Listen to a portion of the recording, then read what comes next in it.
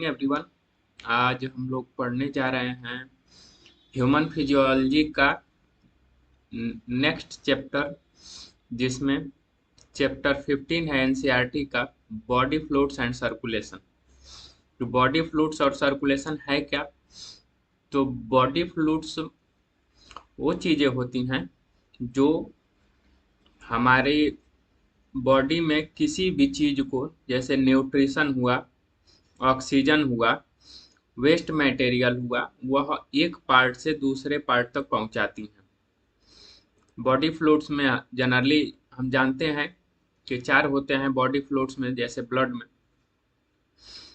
एक होता है red blood cell, WBC, platelets और प्लाज्मा। सर्कुलेशन, तो सर्कुलेशन वही मतलब कि वह एक जगह से दूसरे जगह सर्कुलेट हो, या तो सिंगल वे में हो या डबल वे में हो। तो उसी को हम लोग पढ़ते हैं। ये देखिए ये जो हमारे नसें होती हैं, वेन्स होती हैं, आर्टरीज होती हैं, वह हमारे डिफरेंट डिफरेंट बॉडी फ्लूइड्स को बॉडी के एक पार्ट से दूसरे पार्ट में ये सर्कुलेट करती हैं, और जो भी आवश्यकता होती है हमारी बॉडी को उसको पहुंचाती हैं। फिर वो लेके जाती हैं हार्ट में, सीधे पहुंचती हैं और हार्ट पंप करके और सारी हमारी बॉडी में सारी जगह पहुंचाता है, जैसे हमारे ब्रेन में, हमारे हाथ के टिप पे, फिर पैर पे। तो ये सर्कुलेट करता है।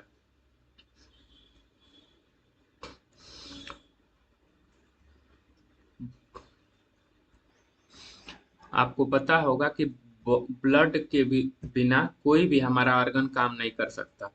हमारी बॉडी में लगभग 5 लीटर ब्लड होता है।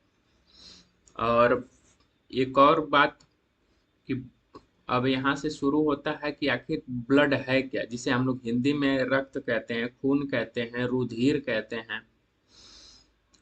है क्या? तो ये एक स्पेशलाइज्ड फ्लूइड्स है जो हमारे बॉडी में न्यूट्रिएंट्स को, ऑक्सीजन को और इसेंशियल सब्सटेंस को, जैसे वेस्ट और हार्मफुल सब्सटेंस को हमारी बॉडी से रिमूव करता है और पहुंचाता भी है। एक जगह सप्लाई करता है और रिमूव भी करता है।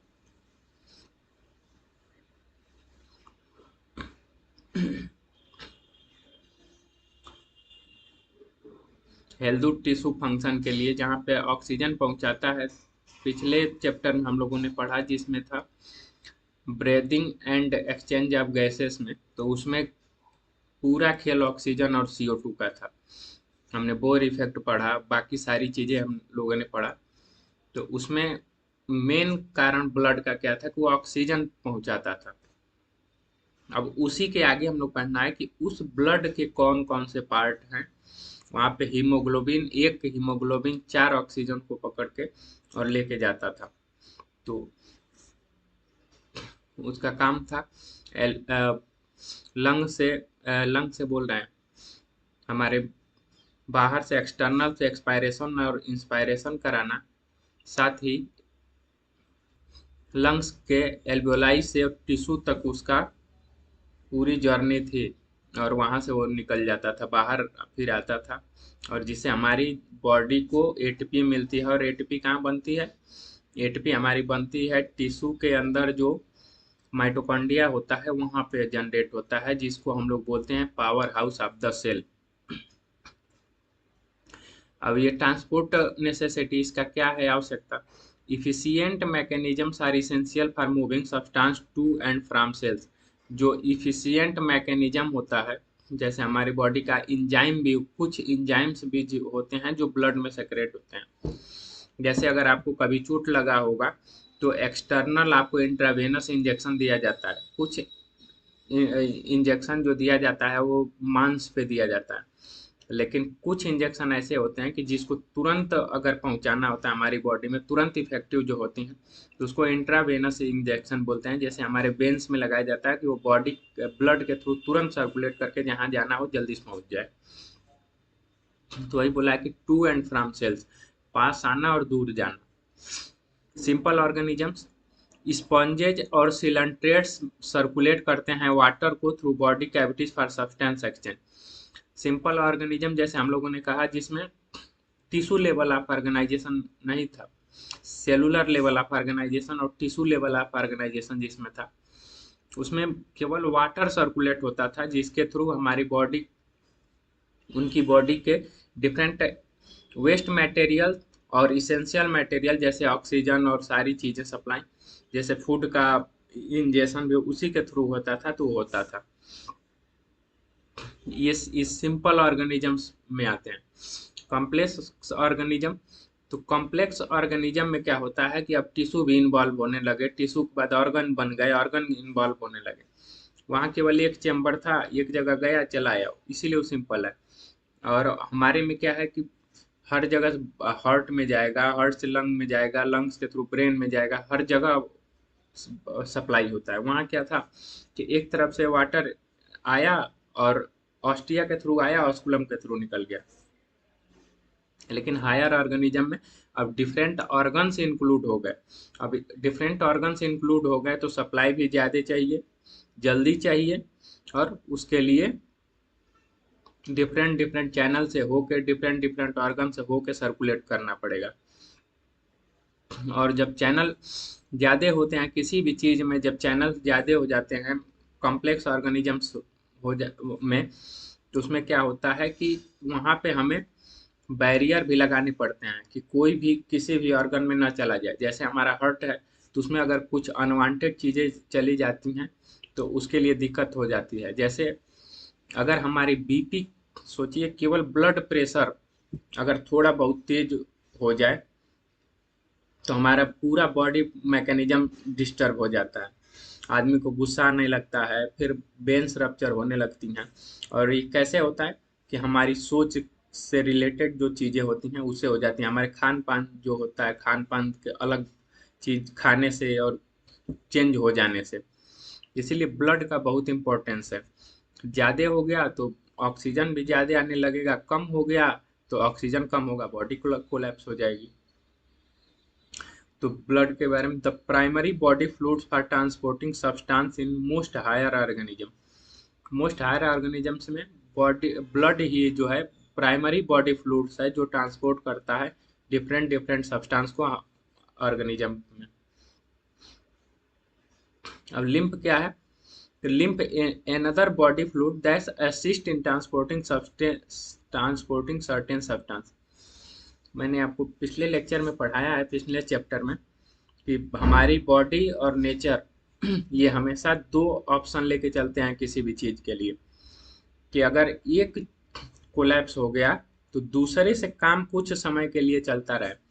तो उसी तरह लिम्फ भी जो है एक दूसरा बॉडी फ्लूइड है जो असिस्ट करता है रेड ब्लड सेल्स को या पूरे ब्लड को, कि चलो अगर तुम सारी चीज़ें नहीं ले जा सकते तो मुझे भी कुछ एक्स्ट्रा भार उठाने। जैसे डिफरेंट डिफरेंट चीज़ें होती हैं ना सब्सटेंस, जैसे हम लोग जाइलम और फ्लोएम अगर प्लांट टिश्यू में पढ़ेंगे तो एक का काम होता है वाटर और एक का काम होता है न्यूट्रिएंट्स को पहुंचाना। इसी तरह हमारी बॉडी में भी है। इस चैप्टर में हम लोग पढ़ेंगे क्या, तो explain the composition, properties and circulation mechanism of blood and lymph. इस चैप्टर में हम लोग मेनली पढ़ेंगे कि इसके कंपोजिशन क्या है, मतलब किस किस चीज़ से ये ब्लड बना है, इसकी प्रॉपर्टीज क्या है, और circulation of mechanism of blood, वो कैसे हमारी बॉडी में सर्कुलेट कर रहा है। ये देखिए यहाँ से ये जा रहा है, फिर यहाँ से ऐसे डिफरेंट डिफरेंट जगह पे जा रहा है, कैसे सर्कुलेट करेगा ब्लड और लिम्फ दोनों का। अब ये ब्लड का डायग्राम मैंने बनाया है, देखिए ब्लड जो होता है जिसमें प्लाज्मा, आरबीसी, डब्ल्यूबीसी और प्लेटलेट्स, ये चारों कंपोनेंट यूज होते हैं रहते हैं। अब इसको दो भागों में बांट देते हैं। प्लाज्मा अकेले 55% भाग रखता है, 55%। कार्पोसेल्स जो हैं ये रखता है 45%। अब प्लाज्मा दो होते हैं, प्लाज्मा में वाटर जो होता है वो 90% होता है और प्रोटीन जो होता है 7 to 8% होता है। आजकल बाल्डनेस के इलाज में मैक्सिमम प्लाज्मा का थेरेपी दिया जाता है आपके हेयर में, स्कैल्प में। तो उसमें प्रोटीन होता है, और प्रोटीन से ही हमारे बाल और बॉडी और सारे मसल्स जो बनते हैं वो प्रोटीन से ही बनते हैं। तो इसीलिए यहाँ पे लोग पूछते हैं कि आखिर प्लाज्मा की थेरेपी क्यों दी जाती है।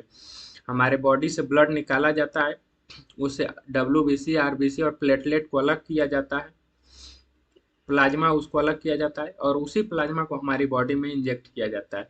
किसी अदर व्यक्ति के प्लाज्मा को हम बॉडी में इंजेक्ट नहीं कर सकते, क्योंकि हो सकता है कि हमारी बॉडी उसको रिजेक्ट कर दे, इम्यून डिसऑर्डर हो, तो लैक ऑफ इम्यूनिटी हो जाए, चाहे जो भी हो। जब हम लोग इम्यूनिटी पढ़ेंगे क्लास 12 में, तो वहां पे हम लोग बताएंगे कि क्या क्या होता है चीजें। अब कॉर्पुसल्स हैं, तो इसमें 3 होते हैं। आरबीसी जिसको इरिथ्रोसाइट कहते हैं, डब्ल्यूबीसी जिसको ल्यूकोसाइट्स भी कहते हैं, और प्लेटलेट्स होते हैं। प्लेटलेट्स जब डेंगू होता है तो हमारी बॉडी में कम हो जाता है, मीन में इसीलिए प्लेटलेट्स को मैनेज किया जाता है उस समय। ये देखिए, ब्लड को याद रखिएगा कि ये चारों चीजों का मिला के आता है, ये आता है जनरली, ये सेम ऐसे ही क्वेश्चन पूछ देता है।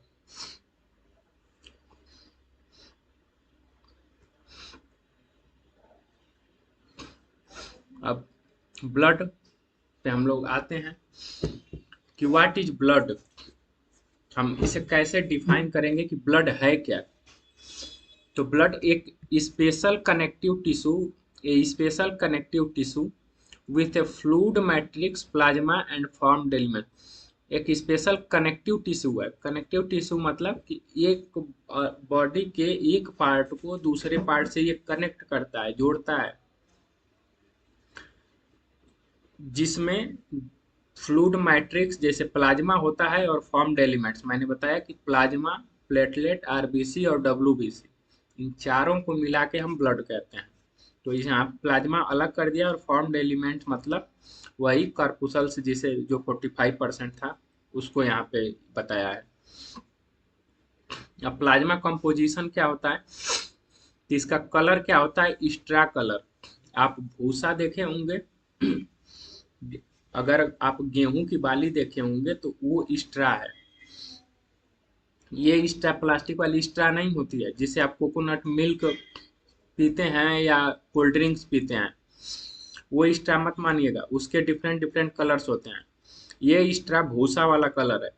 जो गेहूं का आप कलर देखते हैं वो स्ट्रा वो कलर है, ये ध्यान रखिएगा।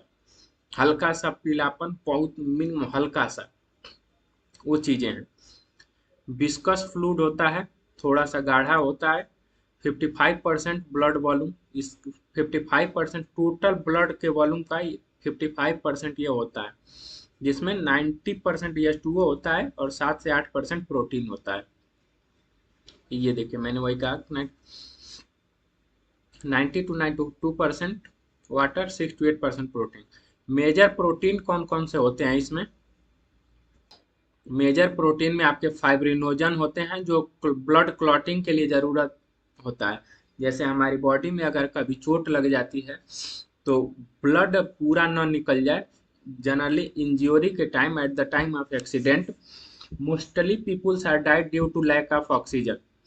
क्योंकि ब्लड का जब लॉस होता है हमारी बॉडी से तो ऑक्सीजन की कमी हो जाती है, और उसी के थ्रू मनुष्य की डेथ हो जाती है, या किसी भी जानवर की भी डेथ हो जाती है जो मैमल्स होते हैं। तो यही फाइब्रिनोजन होता है। वो तो आप देखे होंगे कि कुछ समय बाद अगर छोटा सा कट लगा होता है हमारी बॉडी पे, तो अचानक वो ब्लड बहते बहते रुक जाता है, या हम उसको अगर ऐसे दबा देते हैं, वहां पे उसको बैंडेज कर देते हैं, तो हमारी बॉडी में ब्लड बहना बंद हो जाता है, और कुछ समय बाद वहां पे आप क्लॉट देखते हैं, ऐसे ब्लड जम जाता है। तो इसी फाइब्रिनोजन जो प्रोटीन होता है, यही उसमें हेल्प करता है। हम लोग आगे पढ़ेंगे कि how clotting occur in our body. फिर ग्लोबुलिन होता है, जो डिफेंस मैकेनिज्म करता है। जैसे हमारी बॉडी में फॉरेन मटेरियल हो गए, जैसे हम लोग थे तो हम लोग को बहुत अच्छा से नहीं पढ़ाया गया था। फॉरेन मटेरियल का मतलब विदेशी लोगों से यहाँ जरूरत नहीं है। यहाँ पे कोई भी फॉरेन का मतलब कि जिसको आप न जानते हो। जब आप पुरानी सभ्यता पढ़ेंगे तो एक गांव से दूसरे गांव के लोगों को भी आदमी विदेशी कह देता था। हर 10 किलोमीटर पे 20 किलोमीटर पे अगर आदमी नहीं जानता था जिसका रंग रूप अलग हो, जैसे हमारे यहाँ क्या होता है कि हाँ, इधर अगर नॉर्थ ईस्ट के लोग आते हैं तो जनरली हम लोग उनको ये समझते हैं कि कहीं और के हैं, किसी और कंट्री पार्ट के हैं, जबकि ऐसा नहीं होता है। हम लोग कहीं और चले जाते हैं, उस उधर चले जाते हैं, तो उनको भी लगता है कि ये लोग अलग हैं। तो वो सारी चीजें हैं, तो वो चीजें नहीं हैं यहाँ पे। फॉरेन मटेरियल का मतलब, फॉरेन चीज का मतलब ये है कि कोई भी चीज जिसको आप न जानते हो, जैसे बॉडी किसी भी चीज को अपने ऑर्गन के अंदर नहीं आने देती है, कि हो सकता है कि ये कुछ बीमारी लेके आया हो, ये हमको नुकसान पहुंचा दे। तो इसी तरह ये डिफेंस मैकेनिज्म का काम करता है, जिसे हम कहते हैं कि इसका पहरेदार कह सकते हैं, या हमारा नेचर जो है, जैसे हमारे में आर्मी है, पुलिस है, चाहे जो भी चीज़ है, उसी तरह ये काम करता है। ग्लोबुलिन हमारी बॉडी का जो है वो पुलिस होता है। एल्बुमिन जो होता है वो ऑस्मोटिक बैलेंस बनाता है। ये तीनों याद रखें। ऑस्मोटिक बैलेंस का मतलब कि हमारी बॉडी में कितना वाटर रहेगा, कितना प्रोटीन रहेगा, कितना प्लाज्मा रहेगा, कितना रेड ब्लड सेल्स रहेगा, हमारी बॉडी में वाटर कहाँ कब किधर ज्यादा रहेगा, किधर कम रहेगा। तो ये ऑस्मोटिक बैलेंस होता है। आइसोटोनिक और हाइपोटोनिक, हाइपरटोनिक जो हम लोग सोल्यूशन पढ़ते हैं हमारी बॉडी में, उसे अगर हमारी बॉडी में हाइपरटोनिक हो गया तो हमारी रेड ब्लड सेल जो है वो श्रिंक हो जाएंगी, नमक की मात्रा ज्यादा हो जाएगी। इसीलिए हम लोग समुद्र में सरवाइव नहीं कर सकते। पानी की कमी क्यों है हमारे पूरे विश्व में? पानी, जबकि 2/3, 73% इस पृथ्वी पे पानी है, लेकिन पीने लायक पानी केवल 1% से कम है, fresh water.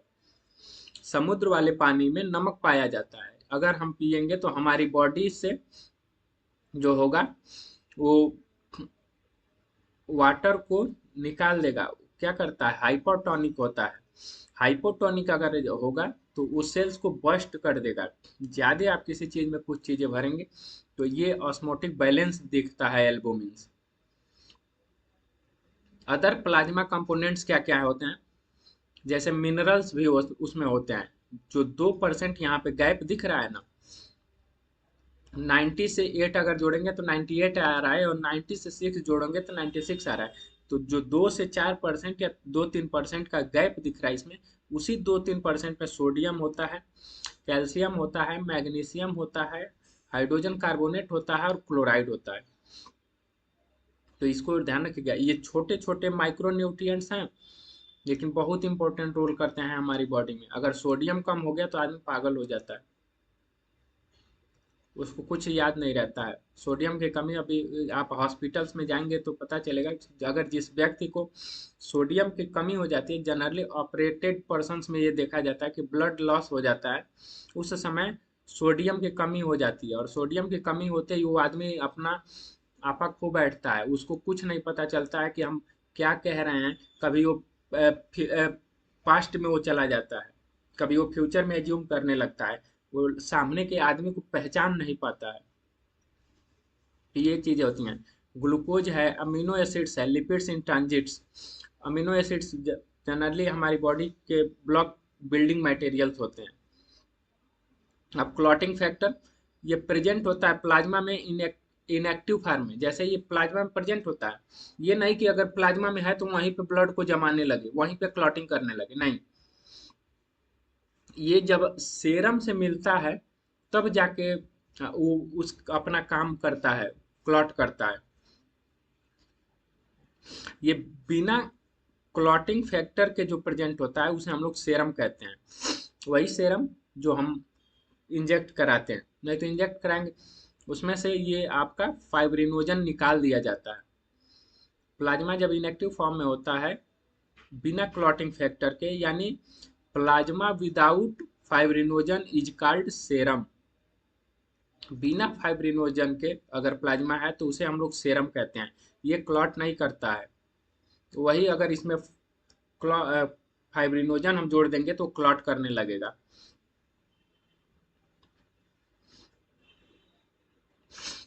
Blood formed erythrocytes RBC, leucocyte, WBC और प्लेटलेट 45%। जनरली हम लोग यहाँ कॉर्पुसल्स के बारे में बात करते हैं, प्लाज्मा के बारे में हम लोग पढ़ चुके। प्लाज्मा दो तरीके का, अब यहाँ पे जो आती हैं चीजें वो आ गई तीन तरीके की, white blood cell, red blood cells और प्लेटलेट्स। प्लेटलेट्स भी देखिए कैसे हैं, दिख रहा है, थ्रोम्बोसाइट्स जिसे हम लोग बोलते हैं। ये रेड ब्लड सेल्स हैं जो बालूशाही के आकार की होती हैं। और ये डब्ल्यूबीसी, ये चार तरह की होती हैं, बेसोफिल, न्यूट्रोफिल, इजिनोफिल और लिम्फोसाइट। मोनोसाइट होती हैं, फिर लिम्फोसाइट होती हैं बी और टी। तो इरिथ्रोसाइट के बारे में पढ़ते हैं। मोस्ट एबंडेंट ब्लड सेल्स, यह इरिथ्रो आरबीसी सबसे ज्यादा होता है हमारी बॉडी में। Healthy adult mail 5 to 5.5 million RBC पर millimetre cube of blood.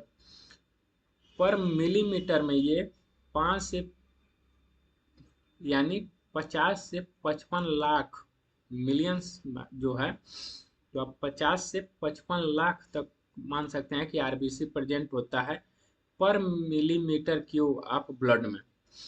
Found in red marrow, red bone marrow in adult, या बनते हैं रेड बोन मैरो में एडल्ट्स में।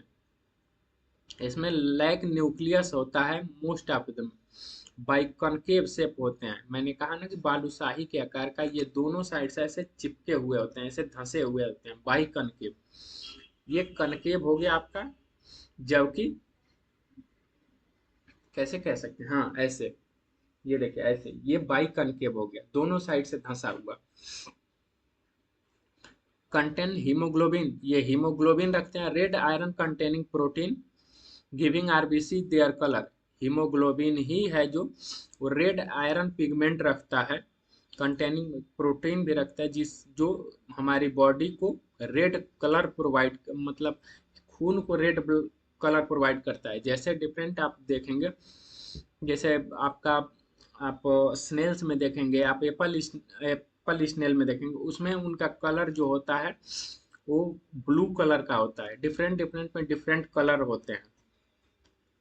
लेकिन अब हीमोग्लोबिन, तो हीमोग्लोबिन जो है 12 से 16 ग्राम पर 100 ml ऑफ ब्लड होता है इन हेल्दी इंडिविजुअल्स। जो हमने इन प्रीवियस चैप्टर्स में भी पढ़ाया है कि 12 से 16 ग्राम होता है पर 100 ml ऑफ ब्लड में। और यही हीमोग्लोबिन जो होता है पहुंचाता है ऑक्सीजन को। एक हीमोग्लोबिन 4 ऑक्सीजन को पहुंचाता है हमारे लंग से टिश्यू तक। इसका की रोल होता है क्या है, तो यह ट्रांसपोर्ट करता है रेस्पिरेटरी गैसेस। हीमोग्लोबिन का जो की रोल है वह ट्रांसपोर्ट करता है रेस्पिरेटरी गैसेस को।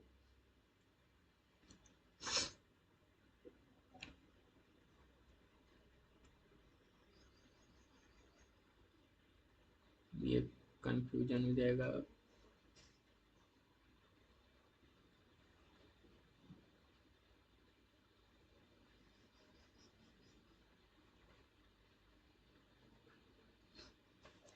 ये हीमोग्लोबिन का ये दोनों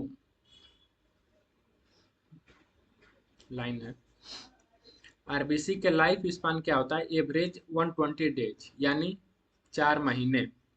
एवरेज 4 महीने हम इसको कह सकते हैं कि इसका लाइफ स्पान होता है। जो डिस्ट्रॉय होता है स्प्लीन में, जैसे आरबीसी ग्रेवयार्ड कहते हैं हम स्प्लीन को।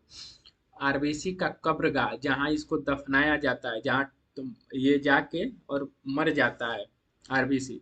इसका जो लाइफ स्पान होता है, हर 120 दिन पे नया आरबीसी बनता है।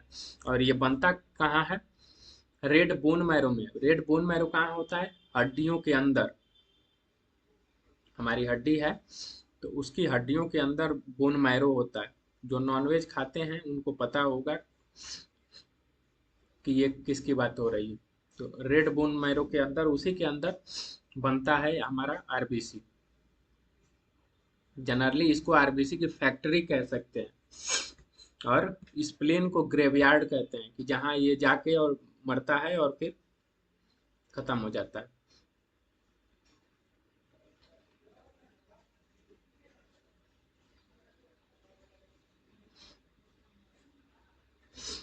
अब WBC के बारे में पढ़ते हैं। तो WBC ल्यूकोसाइट्स जो होता है ये कलरलेस होता है due to no haemoglobin. WBC में हीमोग्लोबिन नहीं होता है, यह कलरलेस होता है।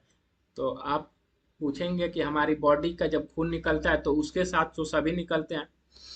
WBC निकलता है, आपका RBC निकलता है, प्लाज्मा निकलता है, प्लेटलेट निकलता है। फिर खून लाल ही क्यों होता है? तो मैंने आपको बताया कि जो RBC है वो सबसे ज्यादा होता है, और सबसे बड़ी बात कि उसमें हीमोग्लोबिन होता है और रेड कंटेनिंग पिगमेंट होता है। इसीलिए हमारा जो ब्लड होता है वो रेड होता है, और सबसे 50 से 55 मिलियन RBC हमारे बॉडी में होती है पर MM³ ऑफ ब्लड। यह कलरलेस होता है due to haemoglobin, also called white blood cells, इसीलिए इसको व्हाइट ब्लड सेल्स कहते हैं। यह न्यूक्लिएटेड होता है, फीवर इन नंबर 6000 से 8000 पर MM³ ऑफ ब्लड होता है। पर क्यूबिक मिलीमीटर में कहाँ 50 से 55 लाख और कहाँ 6000 से 8000, इसीलिए हमारी बॉडी का ब्लड जो होता है रेड होता है। यह शॉर्ट लिव्ड होता है। 2 कैटेगरीज होती हैं इसमें, ग्रेनुलोसाइट्स और ए ग्रेनुलोसाइट्स। यहाँ जैसे पता चल रहा है कि जिसमें ग्रेन हो, ग्रेन टाइप कुछ हो, और एक ग्रेनुलस हो जो। तो ग्रेनुलोसाइट जो होते हैं ये 3 तरीके के होते हैं। न्यूट्रोफिल, जैसे इसमें 60 से 65%, 60 to 65% न्यूट्रोफिल्स होता है। इजिनोफिल जो होता है 2 to 3% होता है, और बेसोफिल जो होता है 0.5 से 1% होता है। एक ग्रेनुलोसाइट्स में लिम्फोसाइट्स होते हैं। अब ये लिम्फोसाइट जो होते हैं ये टी लिम्फोसाइट होता है, और यहाँ पे एक बी लिम्फोसाइट्स होता है, और मोनोसाइट्स होते हैं। ठीक।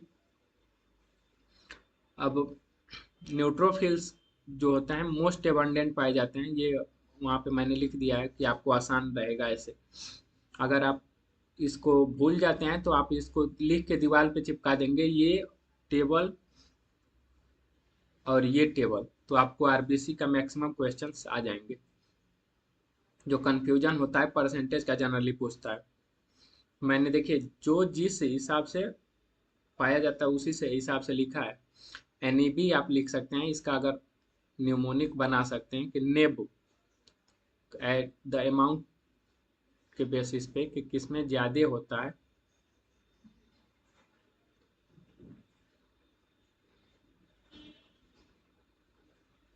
नेब आप याद रखेंगे तो न्यूट्रोफिल 60 से 65%, इजिनोफिल 2 से 3%, बेसोफिल 0.5 से 1%। अब न्यूट्रोफिल्स का काम क्या होता है, तो ये फैगोसाइटिक होते हैं, डिस्ट्रॉइंग फॉरेन ऑर्गेनिजम्स।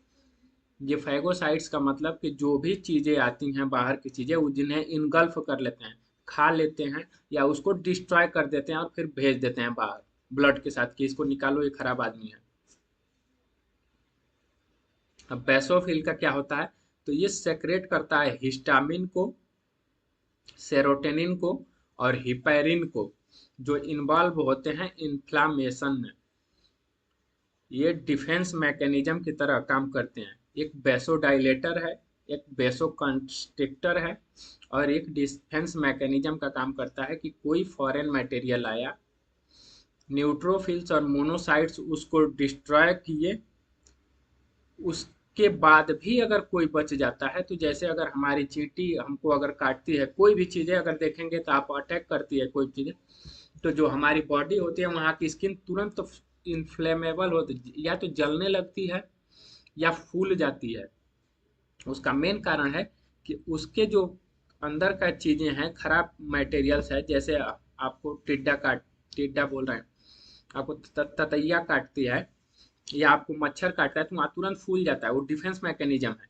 वहाँ पे हमारी बॉडी क्या है कि उसके अंदर की मटेरियल को हमारी बॉडी में प्रवेश करने से रोकती है, या जलन होने लगती है कि जिससे हमको पता चल जाए और हम डिफेंस मैकेनिज्म के डिफेंस प्रिकॉशनरी चीजें लेने लगे। अब इजिनोफिल्स क्या होता है, ये रजिस्ट करता है इन्फेक्शंस में लिंक टू एलर्जिक रिएक्शन। जैसे इजिनोफिल्स जो है वह एलर्जिक रिएक्शन देने लगता है। जैसे अगर कोई भी चीज़ें काटते हैं तो वहाँ तुरंत क्या होता है कि खुजली होने लगती है, हमारी बॉडी में एलर्जी होने लगती है। तो एलर्जी का मतलब जैसे आप देखे होंगे किसी को बैगन खाने से एलर्जी हो जाता है, किसी को कहीं धूल में आप चल रहे हैं, आपकी पूरी बॉडी क्या होती है, रेसेस पड़ जाते हैं, जलने लगते हैं। किसी को धूप से एलर्जी हो जाती है, यानी हमारी बॉडी इंडिकेट करती है कि आपको इस जगह नहीं आना है, ये आपकी बॉडी को नुकसान पहुंचाता है, तुरंत ईचिंग होने लगती है। तो इसका मतलब हमारी बॉडी हमको साइन प्रोवाइड कराती है कि आपको इन सब चीज़ों से दूर रहना है। ये ग्रेनुलोसाइट्स, ये इसमें लिम्फोसाइट्स होते हैं, 20 से 25% मोनोसाइट्स होते हैं। अब लिम्फोसाइट्स जो होते हैं वो बी और टी फॉर्म्स बनाते हैं जो इम्यून रिस्पांस को हमारी करते हैं। इम्यून रिस्पांस को मतलब कि कोई भी बॉडी फॉरेन मटेरियल आए तो उतना इफेक्ट नहीं पड़ता है। बहुत बच्चे होते हैं कहीं का भी खा लेते हैं, कहीं का भी पानी पी लेते हैं, ठंडी में भी रह लेंगे, सर्दी में भी रह लेंगे। और बहुत लोग होते हैं कि जैसे ही थोड़ा सा भी चीज़ें चेंज हुई तो हमारी बॉडी गड़बड़ा जाती है, फीवर हो जाता है, चाहे चीज़ें। तो फीवर का होने का मतलब कि आपकी बॉडी के अंदर कोई फॉरेन मटेरियल है, जिससे हमारी बॉडी का टेम्परेचर को क्या हो जाता है कि हाई हो जाता है। हाई होने का मतलब कि जो भी फॉरेन मटेरियल हमारे बॉडी के अंदर आया है वो उसको किल कर दे। उसी किल करने के चक्कर में कुछ जो ऑप्टिमम इंजाइम होते हैं वो डिसरप्ट हो जाते हैं, वो खत्म हो जाते हैं। तो जो हमारी बॉडी को सुस्ती मिल जाती है, चाहे हम और ज़्यादा सुस्त हो जाते हैं फीवर में, इसीलिए हमें कुछ काम करने को नहीं मन करता है। क्योंकि जो बाहर बाहर से फॉरेन मटेरियल आया है उसको रजिस्ट करने के लिए हमारी बॉडी क्या होती है, तुरंत अलर्ट करके टेम्परेचर बढ़ा देती है। और टेम्परेचर बढ़ने से क्या होता है कि जो इंजाइम हमारी बॉडी में होते हैं उन इंजाइम वो इंजाइम एक ऑप्टिमम टेम्परेचर पे ही काम करते हैं, नहीं तो डिसरप्ट हो जाते हैं। इसी वजह से हमारी बॉडी और इंजाइम ही बहुत सारी चीज़ें होती हैं हमारी बॉडी के, खाना पचना बंद हो जाता है, जो रोल निभाती हैं खाना पचाने में, एक जगह से दूसरी जगह पहुंचाने में सारी चीज़ें। तो उस चीज़ों से हमको अलर्ट कर देती है बॉडी हमारी। अब ये सारी चीज़ें हैं, हम लोग इसके बारे में कल पढ़ेंगे कि कौन कौन सी चीज़ें हैं कि एक चार्ट मैंने प्रिपेयर किया है कि जो आप आसानी से याद कर सकते हैं डिफरेंट डिफरेंट एग्जाम्स के लिए। तो आज यहीं पे हम इसको बंद करते हैं लेक्चर को। और आज गुड फ्राइडे है, wishing you all the best. और अगर आपको अच्छा लग रहा है तो चैनल को लाइक करिए, सब्सक्राइब करिए और शेयर ज़रूर करिए। बाकी आप पढ़ते रहिए, रिलैक्स होके पढ़ते रहिए, क्योंकि परेशान होके आप कुछ न कर पाएंगे और न कुछ हो पाएगा। आप परेशान होंगे, आपकी बॉडी में फॉरेन मटेरियल जाएंगे, आपकी सोच भी एक फॉरेन ही है। तो आप जिस सोच से एडजस्ट नहीं कर पा रहे हो आप, तो उस सोच को सोचना ही क्या। न फ्यूचर सोचा जाता है, न पास्ट। पास्ट पास्ट से सबक लिया जाता है और फ्यूचर को सबक के तौर पे देखा जाता है कि हम एक सबक के तौर पे। तो आप जब आपका माइंड इस पे बेहतर डाइट चीज़ें होंगी तो आप ऐसे ही आगे धीमे धीमे बढ़ते जाएंगे। बहुत ज़्यादा परेशान होकर मत पढ़िए, आसानी से पढ़िए, और समझ आए वो चीज़ें पढ़िए। और ना समझ आए तो बढ़िया टीचर से पढ़िए, कि जो आपको कोई भी सब्जेक्ट इस समय ना तो खराब होता है, ना कोई भी सब्जी आपको खराब होती है, ना कोई विचार खराब होता है। बस हम उसको किस समय ग्रहण कर रहे हैं, कैसे ग्रहण कर रहे हैं, कैसे हम उसको रिसीव कर रहे हैं, वो सारी चीज़ें होती हैं। जैसे मंत्री आपके घर अगर आए, अगर कितना भी अगर वो चीज़ें वो दागी हो, चाहे कोई भी चीज़ हो, जिसके पास पैसा हो, पावर हो, तो उससे आप अभिभूत हो जाते हैं, चाहे उसका कैरेक्टर कैसा भी हो, उसका चरित्र कुछ भी हो। लेकिन वही अगर छोटे कद का आदमी है जिसके पास पैसा ना हो, पावर हो, तो वो अगर बहुत सारी चीज़ें तो उसको आदमी इग्नोर करने लगता है। इसीलिए आप कोई भी चीज़ें खराब नहीं होती और कोई भी चीज़ें बहुत अच्छी नहीं होती, वो सारे कंडीशंस के हिसाब से सही और अच्छी होती हैं। इसीलिए बहुत ज़्यादा इन्वॉल्व नहीं होना चाहिए किसी भी चीज़ में, जैसे फ्यूचर को लेके और पास्ट को लेके। कुछ भी बातें दो वक्त के लिए होती हैं, उसके बाद आपकी लाइफ से वो गायब हो जाती है, उसका कोई मतलब। आप आज जिस चीज़ के लिए स्ट्रेस ले रहे हैं, कल उस बात का कोई मतलब नहीं रहेगा। इसीलिए be healthy, be careful about your रुधिर, ब्लड, क्योंकि सोच से आपका ब्लड प्रेशर बढ़ जाएगा और ब्लड प्रेशर बढ़ेगा तो बुखार होगा, बुखार होगा तो इंजाइम आपके डिसरप्ट होंगे, या इंजाइम डिसरप्ट होंगी तो पढ़ाई डिसरप्ट होगी। तो इसीलिए बी हेल्दी, सोच सही रखिए और पढ़ते रहिए आराम से।